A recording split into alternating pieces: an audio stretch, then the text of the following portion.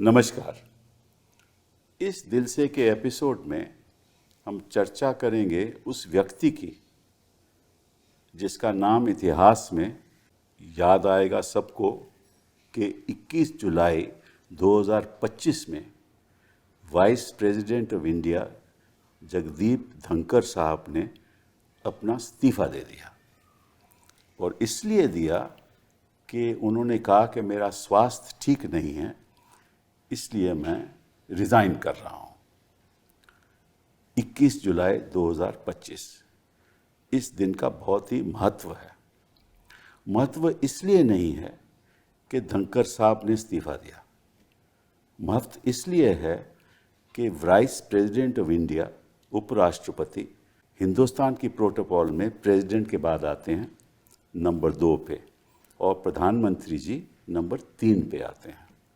इनका कार्यकाल 5 साल का होता है और अभी तो 2 ही साल कंप्लीट हुए थे, अभी तो काफ़ी वक्त भी बाकी था। और पहली बार हिंदुस्तान के इतिहास में इस तरह से उपराष्ट्रपति की रेजिग्नेशन हुई। कई इस पे चर्चा चल रही है कि क्या वाकई में स्वास्थ्य की वजह में इन्होंने अपना इस्तीफ़ा दिया या कोई और वजह है। मैं तो खुद व्यक्तिगत रूप पे नहीं जानता, लेकिन कई बातें सुनने में आई हैं और उसके बारे में हम चर्चा करेंगे कि ऐसे इस्तीफ़ा क्यों दिया। कुछ लोग तो कहते हैं कि इस्तीफ़ा इसलिए दिया क्योंकि इन्होंने एक मोशन जस्टिस यशवंत वर्मा के खिलाफ जो थी वो राज्यसभा में एडमिट कर ली और लोकसभा में वो एडमिट नहीं हुई थी, तो एक ही दिन एडमिट होनी थी, तो उन्होंने बिना किसी से बातचीत किए मोशन एडमिट कर ली। कुछ लोग कहते हैं कि ये नाराज़ थे बड़े, क्योंकि इनको जो प्रोटोकॉल इनको मिलना चाहिए था उपराष्ट्रपति की वजह से इनको नहीं मिलता था, सरकार नहीं देती थी। जब वाइस प्रेसिडेंट जेडी वैंस यहाँ आए उस समय ये उनको मिलना चाहते थे, तो सरकार ने कहा कि हम मुलाकात नहीं कराएंगे। कई और ऐसे वाक्य सुनने में आते हैं और अपने आप को ये किसान पुत्र कहते हैं। तो मतलब ये है कि धनखड़ साहब 21 जुलाई को 1:30 बजे इन्होंने बिजनेस एडवाइजरी कमेटी की मीटिंग की और सब लोग वहाँ आए, विपक्ष के रिप्रेजेंटेटिव भी आए और सत्ता पक्ष के भी आए। उसके बाद 4:30 बजे मीटिंग हुई। उसमें सुना है तो ना तो मेघवाल जी आए जो लॉ मिनिस्टर हैं और ना पार्लियामेंट्री अफेयर्स मिनिस्टर रिजिजू जी पहुँचे वहाँ। तो इस बीच कुछ ना कुछ तो हुआ होगा, हमें नहीं मालूम। उसके बाद लगभग 7 बजे के बाद इन्होंने इस्तीफ़ा दे दिया। अगर वाकई में इस्तीफ़ा इसलिए दिया कि उनका स्वास्थ्य ठीक नहीं था, तो निश्चित रूप से एक फेयरवेल होना चाहिए था। दूसरी बात, प्रधानमंत्री जी को अगर इनकी तबीयत ठीक नहीं थी कि इनके पास जाना चाहिए था कि भाई क्यों आपकी तबीयत ठीक नहीं है और ऐसा आप क्यों कर रहे हो। प्रधानमंत्री जी ने 22 जुलाई को ट्वीट किया और एक मतलब के बेरंग सा ट्वीट था। तो इसका मतलब शायद ये वाकई में स्वास्थ्य की वजह से नहीं इस्तीफ़ा दिया गया, लेकिन मुझको व्यक्तिगत रूप में नहीं मालूम, ये तो अफवाहें हैं। जो बात मुझे चुभती है वो ये है कि अगर स्वास्थ्य की वजह से इस्तीफ़ा नहीं दिया गया, इसका मतलब धनखड़ जी को कहा गया कि आप रेजिग्नेशन दीजिए। तो ये एक सबसे बड़ा लोकतंत्र देश है, वहाँ कोई भी सरकार उपराष्ट्रपति को कहे कि आप इस्तीफ़ा दो, एक मायना रखता है। क्या वो मायना है कि अगर सरकार किसी को पसंद नहीं करती, जिस भी पद पे वो बैठा हो, चाहे वो इलेक्शन कमिश्नर हो, चाहे वो किसी और पद पे बैठा हो, सीएजी हो, वाइस चांसलर हो, अगर इनके रास्ते पे नहीं चलेगा उसको इस्तीफ़ा देना पड़ेगा। खतरा इस बात का है, इस बात का नहीं है कि धनखड़ जी ने इस्तीफ़ा दिया, कि किस तरह से सरकार मनमानी करती है और इसीलिए लोकतंत्र को बहुत ही खतरा है। अगर ऐसे ही सरकार हर पद के प्रति उसका रवैया रहे तो आप सोच सकते हो वो लोकतंत्र देश कैसे कहलाएगा। इस बात पे हम चर्चा करेंगे और 3 ऐसे लोगों से चर्चा करेंगे जो जानते हैं वास्तविकता इस देश के लोकतंत्र की ज़मीन से जुड़े हुए लोग हैं और मैं उनका आज स्वागत करना चाहता हूँ। रेणुका जी, आप 6 बार तो आप मेंबर ऑफ पार्लियामेंट रह चुकी हैं, ठीक है ना। 4 बार तो आप राज्यसभा से, 2 बार लोकसभा से आप रह गई।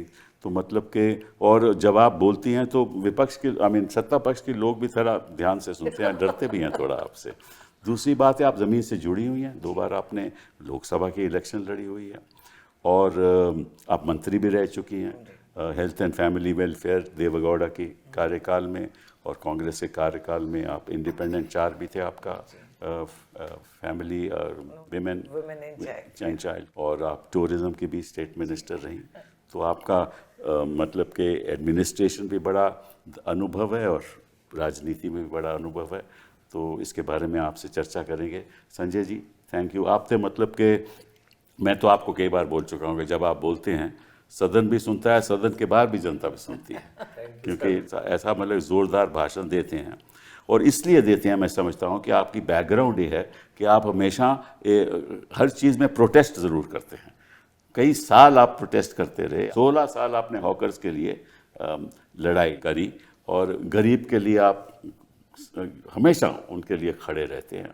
और 2 बार आप राज्यसभा में हो चुके हैं और आपका योगदान राज्यसभा में बहुत रहा है। और आपका और धनकर साहब के साथ ज़्यादा ही प्रेम रहा, प्रेम कई बार सस्पेंड भी रहे, प्रेम रहा है। 146 लोग जो सस्पेंड हुए थे उनमें से आप भी एक हैं। तो बहुत उसके अलावा भी कई बार उसके बाद बहुत बहुत धन्यवाद। और जावेद साहब, बहुत बहुत थैंक यू वेरी मच। आप भी 2 बार तो आप भी हो चुके हैं जावेद अली जी, हाँ, राज्यसभा में। और आप एक सिविल इंजीनियरिंग की आपके डिप्लोमा रहा है और आप एग्रीकल्चरलिस्ट भी हैं और समाजवादी के बड़े करीब भी रहे, ख़ास तौर पे मुलायम सिंह जी के बड़े करीब रहे आप। स्टूडेंट पॉलिटिक्स में आपने बड़ा हिस्सा लिया। तो और आप भी जिस कम्युनिटी के लिए आप खड़े रहे थे वो पार्लियामेंट में, सारा देश उस बात को सुनता है। मैं तो खैर बहुत गौर से सुनता हूँ। बहुत बहुत धन्यवाद। ये बताइए रेणुका जी, इशू क्या धनकर का है या कैसे ये सरकार चलाते हैं वो रियल इशू है? इशू इस सरकार का अहंकार का है। ना संविधान के ना समझ लोग हैं और इनकी तजुर्बा भी नहीं है चलाने का।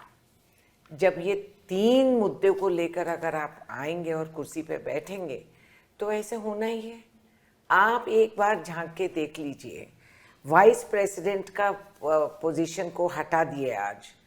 लोकसभा में डिप्टी स्पीकर 6 साल से नहीं है। 6 साल से लोकसभा में डिप्टी स्पीकर का पोस्ट तक नहीं भर्ती करते हैं। दूसरी बात, ये चीफ इंफॉर्मेशन ऑफिसर्स को देख लीजिए, 8 पोस्ट वहां खाली पड़े हैं। 8 पोस्ट वहां खाली पड़े। National commission for schedule caste का वाइस चेयरमैन का पोस्ट खाली बना के रखे। और लंबा लिस्ट है। यही तो असली लोकतंत्र है। हाँ, तो मैं ये कह रही हूं कि इनकी नीयत में खोट है कि एक लोकतंत्र में जो इंस्ट्रूमेंट्स होते हैं फॉर एस्टैब्लिशिंग डेमो, आरटीआई का कहाँ है, लोकपाल क्या हो गया? अगर आप देखें तो एक नज़र में इसका एक क्रिमिनल प्रोसीजर चल रहा है कि एक एक करके लोकतंत्र का जो आम जनता को हमने हथियार दिए थे कि आपके हक बनती है, संविधान का दिया हुआ अधिकार है, इसको काट कूट के आज हम एसआईआर तक आ गए कि आपका वोट का हक भी आप नहीं दे सकते, आपका मजहब का पहचान वो सर्टिफिकेट देंगे।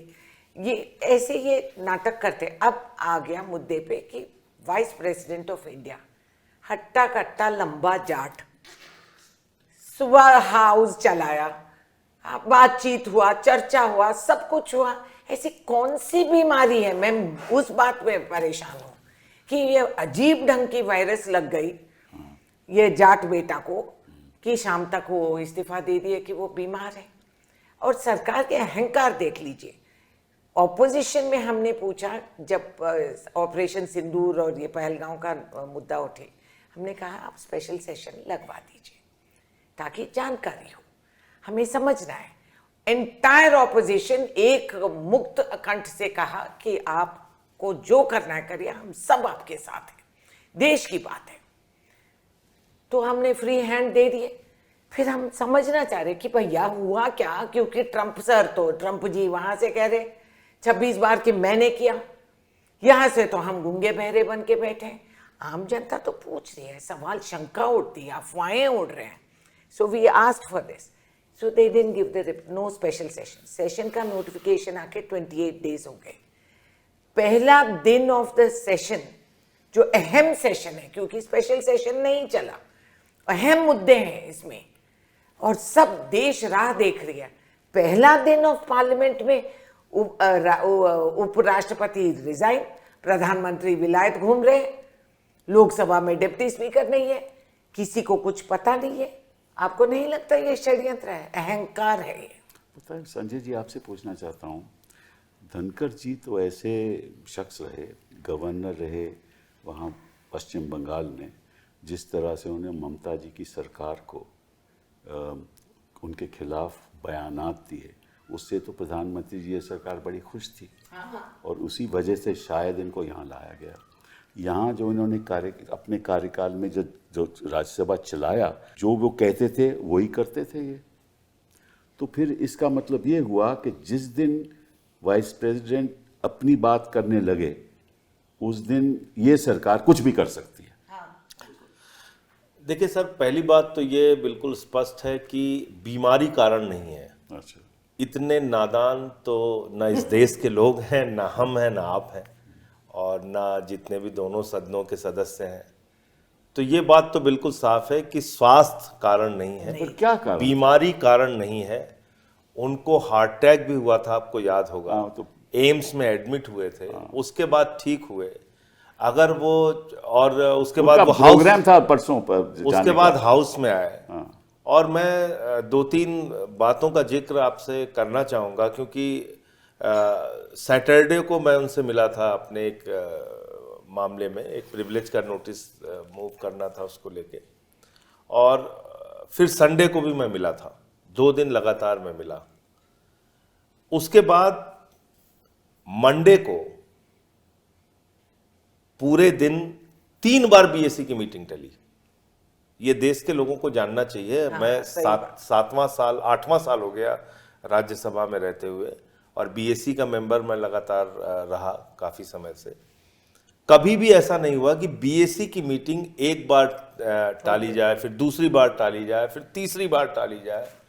तो ये तो पहला टाइम क्या था? पहला टाइम था 11:30 बजे। अच्छा, उसके बाद फिर टाइम हुआ 12:12 बजे। अच्छा, फिर उसके बाद टाइम हुआ कि उसके बाद टाइम हुआ शाम को 4:30 बजे। अच्छा, तो ये 4:30 बजे वाली मीटिंग जिसका आप जिक्र कर रहे हैं, उसमें ना तो मिनिस्टर आए किरण रिजिजू जी, ना अर्जुन राम मेघवाल जी आए, और ना जेपी नड्डा जी आए, जो कि लीडर ऑफ हाउस। उसके पहले की यह घटना है कि इन्होंने इम्पीचमेंट का जो नोटिस था उसको एक्सेप्ट करने का अनाउंसमेंट किया जस्टिस वर्मा के खिलाफ। मुझे लगता है वो सबसे बड़ा कारण है। उसके पीछे और भी बहुत सारे कारण होंगे, लेकिन ये एक बहुत बड़ा कारण है कि जस्टिस वर्मा का नोटिस सरकार चाहती थी कि लोकसभा में लाया जाए, उसका क्रेडिट अपने ऊपर वो लेना चाहते थे। लेकिन क्योंकि इन्होंने राज्यसभा में उसको पहले एक्सेप्ट कर लिया, उसको अनाउंस कर दिया, उसको लेके एक सरकार में नाराजगी हुई, और नाराजगी इतनी हो गई कि बीएससी की मीटिंग में ऐसा कभी नहीं होता है कि सरकार के या लीडर ऑफ हाउस ना आए, या मिनिस्टर ना आए, पार्लियामेंट्री अफेयर्स मिनिस्टर ना आए। ये पहली बार हुआ। तो मुझे लगता है कि उनको कुछ संकेत मिल गया कि आज शायद मुझे हटा देंगे, या सरकार खुद ही मेरे खिलाफ कोई इम्पीचमेंट मोशन लेके आए मुझे हटाने के लिए। कुछ उनको संकेत दिया गया, मुझे नहीं मालूम उसकी सच्चाई क्या है, और जिसके बाद कि वो अचानक जाते हैं और इस्तीफा दे देते हैं। देखिए सर, ये सरकार चलाने का इनका तरीका देखिए। एक संजय मिश्रा है जो ईडी का डायरेक्टर है, जिसको बचाने के लिए बार बार एक्सटेंशन देने के लिए ये सुप्रीम कोर्ट तक जाते हैं। सुप्रीम कोर्ट तक कहता है कि भाई ये अनावश्यक है कि आपको कोई ऐसा अच्छा अधिकारी नहीं मिल रहा है कि आप जिसको ईडी का डायरेक्टर बना लें, लेकिन उस संजय मिश्रा को एक्सटेंशन पे एक्सटेंशन, एक्सटेंशन पे एक्सटेंशन, एक्सटेंशन ये देते जाते हैं। दूसरा उदाहरण है आलोक वर्मा का, जो सीबीआई का डायरेक्टर रहता है। जब राफेल को लेकर शिकायत वहां पे दी जाती है और ऐसा लगता है कि शायद उस पर वो कोई जांच करने वाले थे या जो कुछ भी करने वाले थे उस समय, ऐसी खबरें आई। एक सीबीआई के डायरेक्टर का ऑफिस सील कर दिया गया और उनको आनन फानन में हटा दिया गया। अब मुझे ये घटना कुछ इस तरह की लगती है कि शायद टकराव इतना बढ़ गया था कि इनको साफ संकेत दिया गया कि आप हट जाइए, नहीं तो हम आपको हटा देंगे। तो अपनी इज्जत बचाने के लिए क्या करेगा आदमी, जाके उन्होंने इस्तीफा दे दिया। लेकिन बीमारी कारण नहीं है, ये 100% मैं कह सकता हूं अपनी समझ से। और जितने भी लोग थोड़ी बहुत भी राजनीतिक समझ रखते हैं और जो मोदी जी के बारे में जानते हैं, जो अमित शाह के कार्यशैली के बारे में जानते हैं, जो बीजेपी के काम करने के तौर तरीके के बारे में जानते हैं, वो सब ये समझ रहे हैं अच्छी तरीके से कि स्वास्थ्य कारण बिल्कुल नहीं है। अगर मान लीजिए स्वास्थ्य कारण था तो आप बहुत इज्जत के साथ सब लोग, हम लोग चलते, उनसे मिलते, उनके उज्जवल भविष्य की कामना करते, उनको अच्छा स्वास्थ्य कहाँ मिल सकता है, कैसे पार्लियामेंट में, राज्यों में और राज्यसभा में उनको विदाई समारोह देते हैं। विदाई समारोह तक आपने नहीं दिया, एक बात। दूसरी बात क्या है कि एक वाइस प्रेसिडेंट के तौर पे जब सेशन चलता है तभी उनका काम होता है, उसके अलावा तो कभी उनका कार्यक्रम कहीं लगा, गए नहीं गए। वाइस प्रेसिडेंट के तौर पे उनको ज्यादा अच्छी स्वास्थ्य सुविधाएं मिल सकती थी।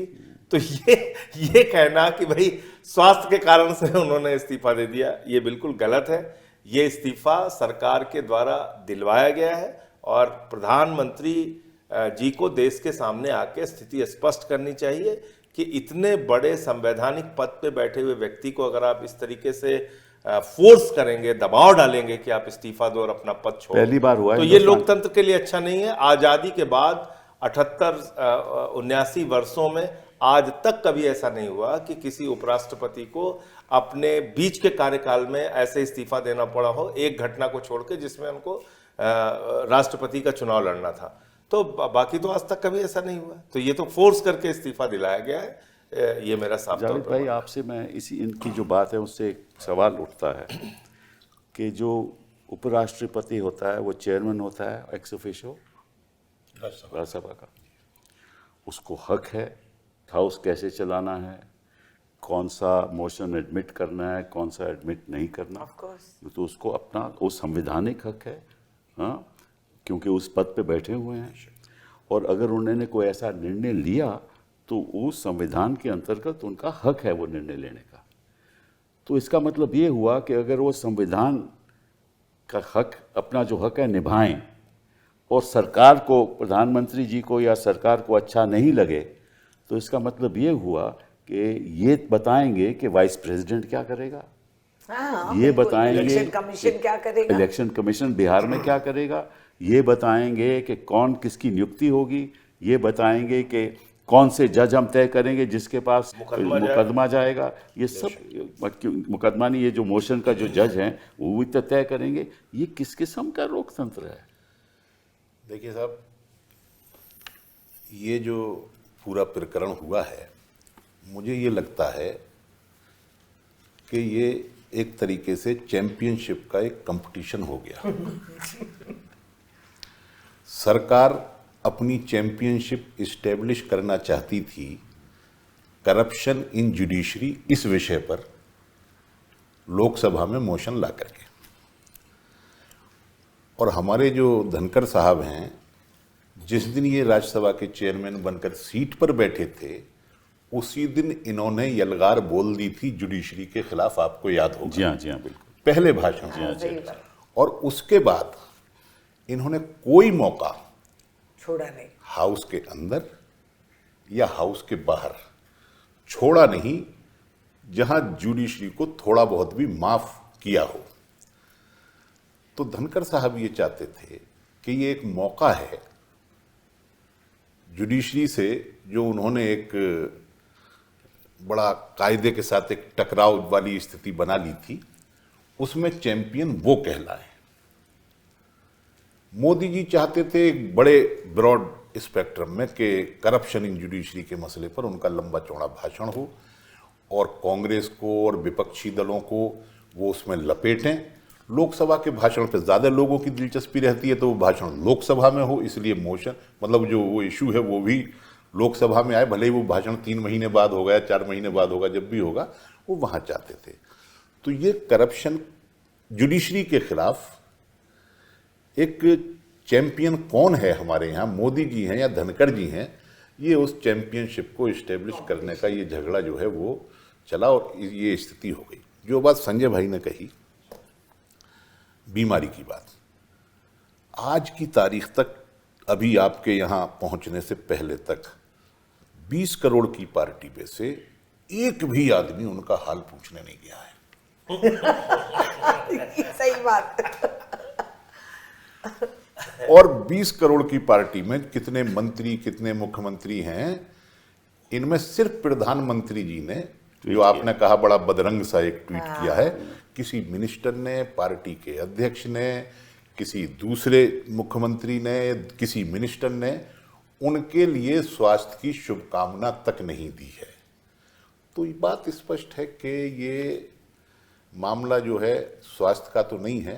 हम जानते हैं कि वाइस प्रेसिडेंट को संविधान के अंदर पद पर रहते हुए कई किस्म की इम्यूनिटी होती है, लेकिन मुझे लगता है कि भविष्य में उसमें एक धमकी की भी इम्यूनिटी होनी चाहिए, ये जोड़ना पड़ेगा कानून बनाए। कि कहीं से कोई थ्रेट अगर आए तो उससे भी वो निपट सके, प्रभाव उस पर नहीं पड़ेगा उसका। तो बीजेपी का ये अंदाज है सरकार को चलाने का, वो किसी भी फासिस्ट के या किसी भी तानाशाह के जो अंदाज हो सकते हैं वो सब एक एक करके एक्सरसाइज कर रही है। प्रोटोकॉल में उपराष्ट्रपति जी ऊपर होते हैं और सरकार के बाकी सब पदाधिकारी और सारे ऑफिशियल सरकार के नीचे होते हैं।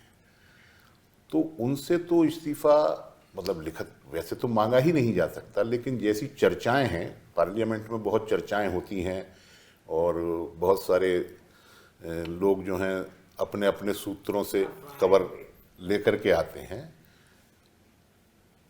कुछ लोग पुख्ता तरीके से ये बताते हैं और मैं ये कहना चाहूँगा कि एक बीजेपी के बड़े जिम्मेदार व्यक्ति से बात हो रही थी, मैं भी वहाँ खड़ा हुआ था। अच्छा। हाँ, तो उन्होंने कहा कि हमने दस्तखत करवा लिए थे।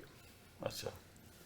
और उन्हें ये बताया गया कि अगर उस पर 63 दस्तखत हैं इम्पीचमेंट वाले उस पर, तो उससे कहीं ज़्यादा आपके खिलाफ भी हमारे पास दस्तखत हैं। धमकी। और मुझे कहीं से ये भी थोड़ी सी जानकारी मिली है कि जब उन्हें ये बात कही गई तो पहली बार में तो वो ठीक से समझ ही नहीं पाए कि इसका मतलब क्या है। अच्छा। थोड़ी देर के बाद वो समझे, तब उन्होंने राष्ट्रपति जी के यहाँ जाकर के इस्तीफा देने का फैसला किया। खैर, लोकतंत्र के हिसाब से अगर देखा जाए तो ये कोई बहुत सुखद स्थिति नहीं है और इसमें भले ही हम धनखड़ साहब की जो सदन के अंदर कार्रवाई का जो उनका अंदाज रहता था, जिस तरीके से वो डील करते थे इश्यूज के साथ और ख़ास तौर से अपोजिशन के इश्यूज के साथ, उससे हम बिल्कुल भी सहमत नहीं हैं। हम लोग उनके खिलाफ अविश्वास का प्रस्ताव लाए थे, लेकिन जहाँ तक लोकतंत्र का सवाल है, ये जो काम हुआ है ये लोकतंत्र के हक में नहीं है और ये लोकतंत्र के ऊपर बहुत बड़ा खतरे की शुरुआत ये हो रही है। अब भविष्य में आगे कैसे करके हम लोग आगे बढ़ेंगे ये समय जावेद भाई, जो आपने बात कही इससे एक और मन में मेरी बात आती है, सवाल उठता है कि ये तो बड़ी दुख की बात है कि एक वाइस प्रेसिडेंट, अगर हम मान लें कि भाई ये स्वास्थ्य की वजह से नहीं हुआ, तो इसका मतलब हुआ हमारी राजनीति में जो नंबर 2 के प्रोटोकॉल में है उसमें उसको ये भी हिम्मत नहीं कि वो कहे कि ठीक है मैं इस्तीफा नहीं देता, आप जो करना है करिए। कर ले। हाँ। सर आप ये बहुत ही महत्वपूर्ण बात है। इसका मतलब कि जो सबसे बड़े पद पे बैठे हुए डरे हैं हुए हैं। उनके पास कोई हिम्मत नहीं है, तो ये एक लोकतंत्र। मैं थोड़ा सा 1 मिनट संजय भाई, मैं थोड़ा सा इस बात को, सर कोई भी इस्टेब्लिशमेंट होता है, कोई भी संगठन होता है, उसके अंदर एक बाइंडिंग फोर्स होती है। वो क्या है? अगर वो बाइंडिंग फोर्स आपकी आइडियोलॉजी है तब आप ये कह सकते हैं जो आप कह रहे हैं। आजा भाई, फ्री फॉर ऑल। लेकिन यहां जो बाइंडिंग फोर्स है इस पूरे इस्टेब्लिशमेंट की, उस पार्टी का है तू भी आ जा, उस पार्टी का है तू भी आ जा, तूने हमको गाली दी है तू भी आ जा, तूने हमें गाली नहीं दी, तू बहुत दूर था हमसे, तू भी आ जा, अच्छा तो चीफ मिनिस्टर तू बन जा, ये कर। यहाँ जो बाइंडिंग फोर्स है इस पूरे इस्टेब्लिशमेंट की, वो सिर्फ और सिर्फ पावर है।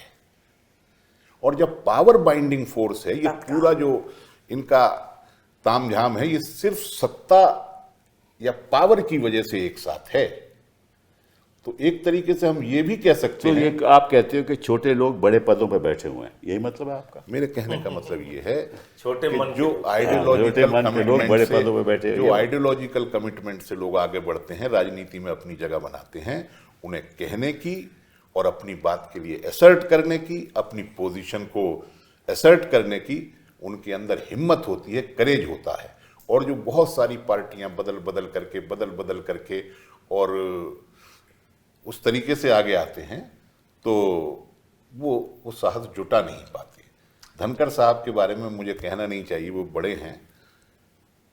राज्यसभा के हाउस में जितने लोग नीचे बैठते हैं, उन सब से वो कम एक्सपीरियंस के राजनेता हैं। हाँ। वो 1.5 साल एमपी रहे थे और एक टर्म जो है वो एमएलए रहे थे। उसके अलावा पॉलिटिक्स में उनको दूसरा एक्सपीरियंस जाता है ना, जो आपको नहीं है। क्वालिफाइड वही मैं आपसे अर्ज कर रहा हूँ।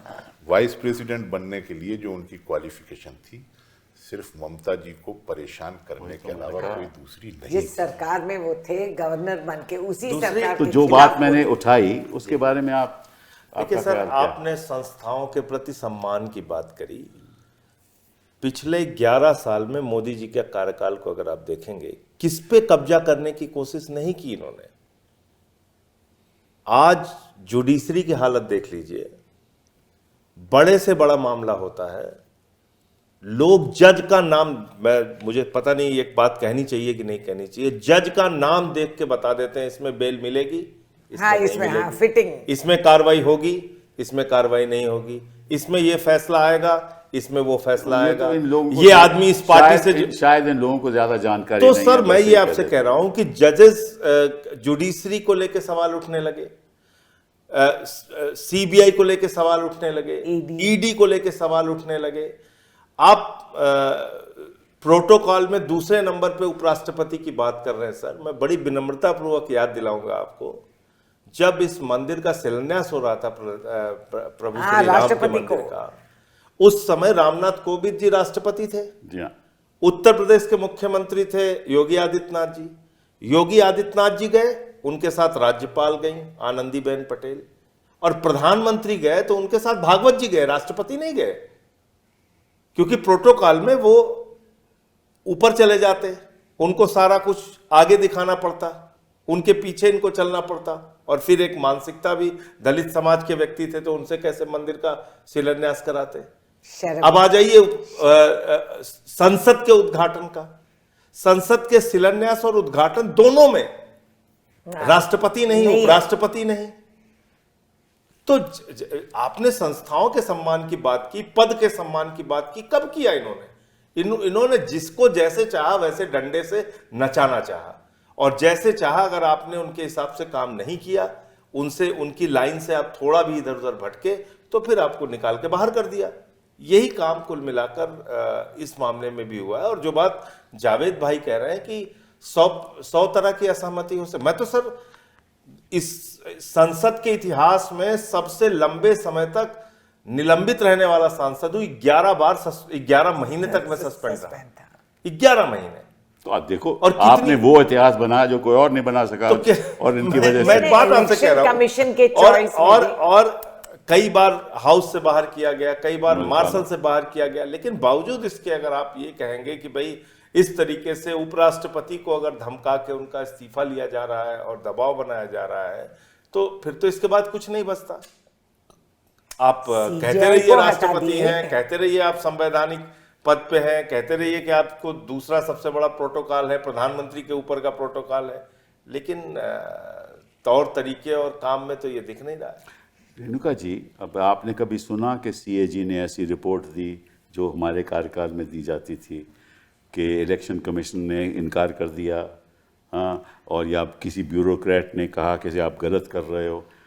आपने सुना पिछले ये हम देख 2014 रहे के हैं, बाद? चश्मदीप गवाह हैं हम लोग कि सीजेआई को भी इलेक्शन कमीशन के प्रोसेस से हटा दिया और ब्यूरोक्रेट को लाके रख देखिए दिया। कॉन्स्टिट्यूशन बेंच की जजमेंट, एग्जैक्टली कॉन्स्टिट्यूशन बेंच जी। की जजमेंट, उसमें कहा कि चीफ जस्टिस साहब का कमेटी में उनका होनी चाहिए। हो गए, वो भी उन्होंने कहा कि हम नहीं हटा करेंगे। तो इसीलिए संस्थाओं का कोई सम्मान नहीं। तो यही तो बात, इसका मतलब ये हुआ कि ये देश मनमानी से चल रहा हाँ है बिल्कुल, और जो अहंकार बुनियादी तौर पे लोकतंत्र खत्म हो चुका है। खत्म हो चुका, खतरे में है। जावेद भाई ने एक बात कही थी, आपसे शुरुआत करता हूँ कि प्रधानमंत्री चाहते हैं कि जो करप्शन की लड़ाई है मैं लड़ना चाहता हूँ, देश को बताऊंगा कि जुडिशरी में जो करप्शन हो रहा है, ठीक है ना, चलिए बात मान ली आपने, लेकिन इसमें तो करप्शन का तो कोई आरोप ही नहीं है, आपको मालूम है? अच्छा नो प्रॉब्लम, 2 दिन में शुरू हो जाएगी। नहीं, मैं आपसे पूछना चाहता हूँ, इसमें तो करप्शन का कोई आरोप तो ही मामला नहीं है। था ही नहीं, इसमें था ही तो नहीं। करप्शन की कौन सी बात हुई है बताइए? नहीं, अब आने वाली है, नेक्स्ट चैप्टर वही है। अच्छा, जो अब देश में- बनावटी करप्शन का अब नो, उसके इल्जाम मैं और लगा पूछ रहा देंगे। हूँ रेणुका जी, जो देश में जो करप्शन हो रही है, जो सभी जानते हैं, उसके खिलाफ ये लड़ाई नहीं लड़ेंगे? क्यों लड़ेंगे? सारे लोग जो करप्शन में हैं, पार्टी में हैं। जुडिशरी के करप्शन में एक किसी जज के खिलाफ लड़ेंगे जिसमें ऊपर करप्शन का कोई आरोप ही नहीं है। हाँ, तो फिर ये असल अहम मुद्दा ये कि है। उस रिपोर्ट तक जो इन हाउस कमेटी की रिपोर्ट है सुप्रीम कोर्ट की, उस तक हम लोगों की एक्सेस है नहीं। ये आपकी तो एक्सेस है, नहीं, वो रिपोर्ट तो किसी को नहीं दिखाई गई। किसी को नहीं दिखाई। नहीं, वो नहीं, दिखाई हम भी नहीं किसी जा को सकती, जो मैंने मालूमात की है वो दिखाई नहीं जा सकती तो है। फिर करप्शन का क्या मामला? मैं बताता हूँ आपको, हमारे यहाँ जो मीडिया है वो एक परसेप्शन बनाता है, अरे एक वो narrative भी बनाता मजबूर है।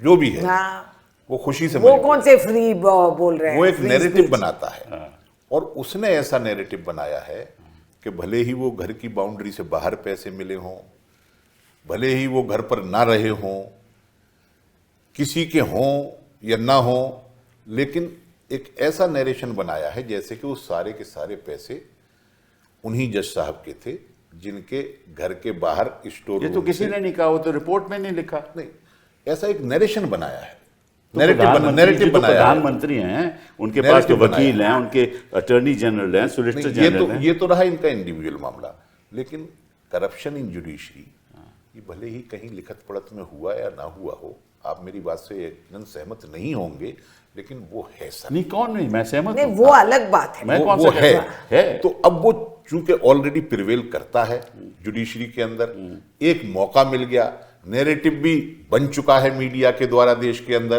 तो चलो इस पर थोड़ी सी वो कर लेते हैं और इसका क्रेडिट ले लेते हैं। नहीं, क्या मुझे परेशानी? मैं नहीं मानती हूँ इस बात को। ये दिखावा के लिए कर रहे हैं, जो भी कर रहे हैं, इसके पीछे कुछ और षड्यंत्र है जो चंद दिनों में बाहर निकलेगी। मैं हमेशा कहती हूँ, राजनीति में रहस्य रहते नहीं। बात most transparent system is politics, इसमें बात निकलेगा। और इसको बलि का बकरा बना दिए जस्टिस साहब को, एंड इसको दिखा के लोगों को डरा डरा के क्या वाइस प्रेसिडेंट को भी हटा दिए हैं। And I don't believe that this has नहीं, हैपेंड। बट कई जजों के खिलाफ आरोप हैं। है, मैं मना नहीं कर रही। ये जानकारी सरकार को है, ये जानकारी चीफ जस्टिस ऑफ इंडिया को है, उनको मालूम है कि कौन जज के खिलाफ क्या क्या आरोप हैं। उसके बारे में तो कोई कुछ कहता नहीं है। हम भी मानते हैं कि जुडिशरी में करप्शन है और उस पर कार्रवाई और एक रास्ता बनाना चाहिए कि किसी से दूर किया जाए, लेकिन उससे कहीं ज्यादा सरकार में करप्शन है। इसमें तो करप्शन की लड़ाई ये कैसे लड़ सकते हैं जब खुद ही सरकार के अंतर्गत इतने ज्यादा करप्शन के मामले हैं? सर, करप्शन से इनका क्या लेना देना है? हाँ, करप्शन में आप पूरब से लेके पश्चिम तक, उत्तर से लेके दक्षिण तक आप उठा के देख लीजिए। 70,000 करोड़ के घोटाले का आरोप इन्होंने, सिंचाई घोटाले का आरोप अजीत पवार जी पे लगाया भोपाल में, तीसरे दिन अपनी पार्टी में ले लिया। हसन मुश्रीफ पे आरोप ऐसे लगाया, तो पूरा अपनी लाइन है, पार्टी में ले लिस्ट। लिया। छगन भुजबल पे ईडी सीबीआई लगाया, अपनी पार्टी में ले लिया। नारायण राणे पे आरोप लगाया, अपनी पार्टी में। येदुरप्पा इनकी पार्टी में, रेड्डी ब्रदर्स सरकारें इनकी पार्टी गिराई, में। आंध्र सरकारें प्रदेश। गिराई, संजय सर, जी। वाटर घोटाले की बुकलेट जारी की थी इन्होंने हेमंत विश्व शर्मा के खिलाफ। बिल्कुल, बिल्कुल। वो इनकी पार्टी का मुख्यमंत्री। मुकुल राय, शुभेंदु अधिकारी, सब पे नारदा शारदा स्कैम इन लोगों ने लगाया। अरे आप तो भूल जा रहे हैं। भाजपा के कार्यकर्ताओं की भी बड़ी अजीब हालत होती है, वो बेचारे सड़क पे प्रदर्शन कर रहे होते हैं, तब तक पता चला मोदी जी ने माला पहना दिया। तो अब वो नारे लगाए कि जिंदाबाद लगाए, उनको समझ में नहीं आता। तो इसका ऐसी हालत कर दी है। तो मतलब करप्शन से फिलहाल ये जो बात कही जा रही है, नहीं, वही जावेद भाई क्वालिफिकेशन ने है। एक बात कही जो उसको बारीकी से पकड़ने की जरूरत है कि ये दिखाना है कि हम करप्शन के हाँ, खिलाफ ये मैं हाँ, कही। वो है। ये असलियत मैंने नहीं कहा। है। खिलाफ नहीं है, ये सिर्फ ये दिखावा दिखाना है। है कि हम करप्शन के खिलाफ हैं। करेक्ट। बस और उतना ही मतलब। उसी जज के जिसके ऊपर ये आरोप नहीं है। हाँ, तो हाँ, बाकी हाँ। ये इनका एक भी आरोप नहीं है इनके सारे करीबी लोग देश के बैंकों का हजारों करोड़ रुपए लूट के सर विदेशों में बैठे हुए हैं, चिढ़ा रहे हैं आपको, आप उनको वापस नहीं ला पाते, और आप कह रहे हैं हम करप्शन के खिलाफ लड़ रहे हैं। हजारों हजार करोड़ रुपए बैंकों का जिन्होंने खाली कर दिया, इनके खुद के सबसे करीबी मित्रों, कितनी कंपनियां, कितने एयरपोर्ट, कितने पोर्ट, सब उनको सबको दिया जा रहा है। अरे पोर्ट में क्या क्या पकड़ा गए वो भी सब जानते हैं। हजारों करोड़ का ड्रग्स पकड़ा गया। तो मैं ये कह रहा हूं कि करप्शन के खिलाफ इनकी कौन सी लड़ाई है? मतलब अगर आप देखेंगे 11 साल के इनके इतिहास को, तो मेरे ख्याल से आजादी के बाद की सबसे भ्रष्ट सरकार है ये। यही इसमें कहीं कोई संदेह नहीं सर, किसी के दिमाग में होना नहीं चाहिए। सबसे भ्रष्ट सरकार है, और भ्रष्टाचारियों को ये गले लगाते हैं। भ्रष्टाचारियों के खिलाफ लड़ना तो वही वो क्वालिफिकेशन। दिखावटी वाली बात जो वो कह रहे हैं, मैं उससे सहमत हूं। दिखावेपन के लिए मोदी जी को कुछ भी करना पड़े, वो मतलब सब कुछ बनने के लिए तैयार है। वो जापान में जाएंगे तो जैपनीज बन जाएंगे, वो जर्मनी में जाएंगे तो जर्मन वाला बन जाएंगे, यूएस में जाएंगे तो तमिलनाडु में अमेरिकन लुंगी बन में जाएंगे, घूमेंगे। तमिलनाडु में जाएंगे तो तमिल बन जाएंगे। वो सब वो कर सकते हैं। दिखावे वाला मणिपुर में तो खैर नहीं गए सर, कभी नहीं है, शर्माते हैं। तो इसलिए बाकी जगहों पे जहां जाएंगे वहां का उनका बलिया से भी रिश्ता है, और दिल्ली से भी रिश्ता है, और गुजरात से भी, पूरे दुनिया से उनका रिश्ता है सर।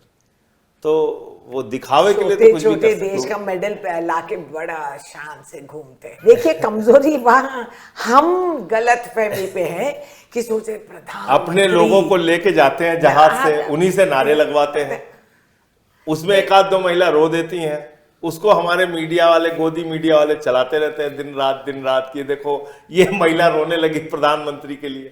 अच्छा, वो एक महिला हर जगह रोती है। नौटंकी का एक ही महिला कई जगह ना, एक नहीं, एक ना एक महिला जरूर रोती है। हाँ, हाँ, कई उसमें इंडियन देखते हैं। पासपोर्ट उसके हाथ में, हाँ हाँ हमेशा। और वो लंदन पहुंच गई है। नहीं, इक्वल राइट्स तो कहते हैं ना, महिला बिल आरक्षण बिल लाने वाले थे, तो बस ये दिखावा ये भी हो गया है, गाजर हमें दिखाया। इसके पीछे फिर मकसद कुछ और हो सकता है। मैं आपसे मैंने पूछना वही चाहता- कहा। क्या मैंने पहले वही कहा। मैं कोशिश जी। करूं बताने की जी। कि सब संस्थाओं ने तो इन्होंने काबू कर खत्म। दिया। इलेक्शन कमीशन हो, गवर्नर हो, वाइस चांसलर्स हो, आईआईटी डायरेक्टर्स हो, सीएजी हो, आरबीआई गवर्नर ईडी हो, सीबीआई हो, सब पे कब्जा है। लेकिन एक ही संस्था पे कब्जा नहीं है आज भी।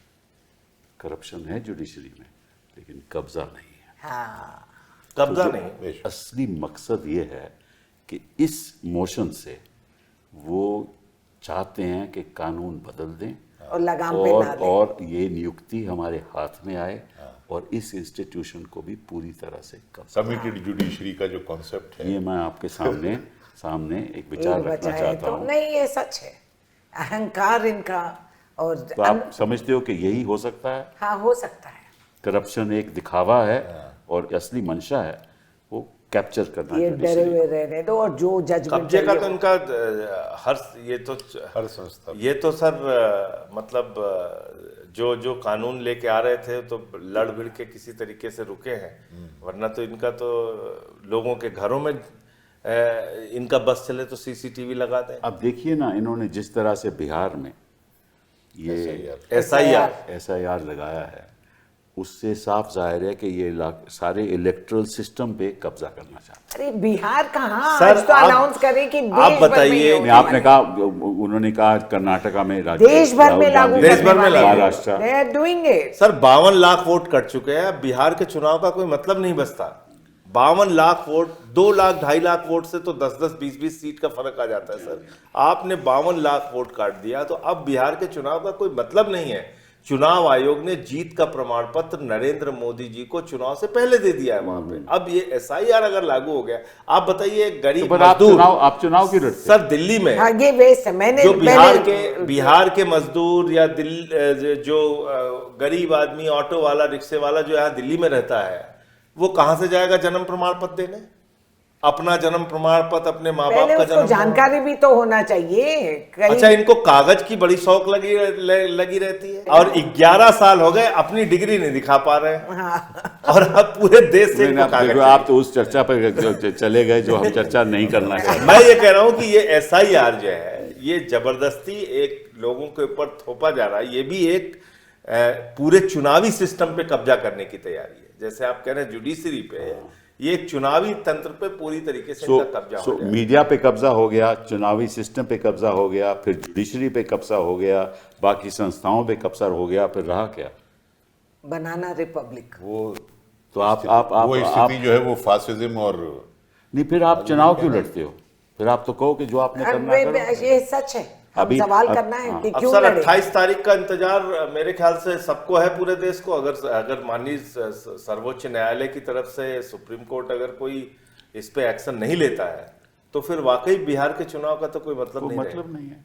काहे को लड़े फिर हम? अरे अक्लमंद को इशारा काफी है, इसीलिए तो जज के खिलाफ अभी कर रहे हैं। चुनावी आयोग को इशारा मिले, घोड़सवार तुम और लगाम हमारे हाथ देखिए, में। कल किसी जज के आउट हाउस में कोई गांजा, कोई ड्रग पकड़ा जाए, तो फिर तो वो तो अंडर द ड्रग्स एक्ट उसको बुक कर दे। कानून के नजर में सब एक हैं, उनके गले बांध पे हाथ लगा देंगे तो कुछ भी हो सकता है। हाँ। और आपको मालूम है, आउट हाउस में तो कई लोग 20, 30, 40 लोग रहते हैं। हम भी मंत्री रहे हैं वहाँ, हमें मालूम ही नहीं है वो क्या करते हैं, क्या नहीं होता है, करते। क्या नहीं होता है। सही बात, यही नहीं मालूम। तो मतलब ये हुआ कि एक ऐसा मामला ये ला रहे हैं, मकसद ये है कि वहाँ भी पूरी कब्जा किया जाए। और जिस तरह से आज के दिन लोअर जुडिशरी में कोई किसी को बेल नहीं देता, हाँ, वो डरे रहते हैं सर। और जिस तरह से ईडी के प्रति जो आरोप लग रहे हैं, जिस तरह से वो एक ऐसी ऑर्गेनाइजेशन बन रही है जो लोगों को, एक तो खैर कानूनी तौर पे उनको अंदर भी करती है। अब तो सीजीआई ने भी खुलेआम कह दिया कि करेक्ट। हाँ, तो मतलब कि तो इस रवैये में तो फिर कोई अपनी आवाज तो उठा ही नहीं सकेगा।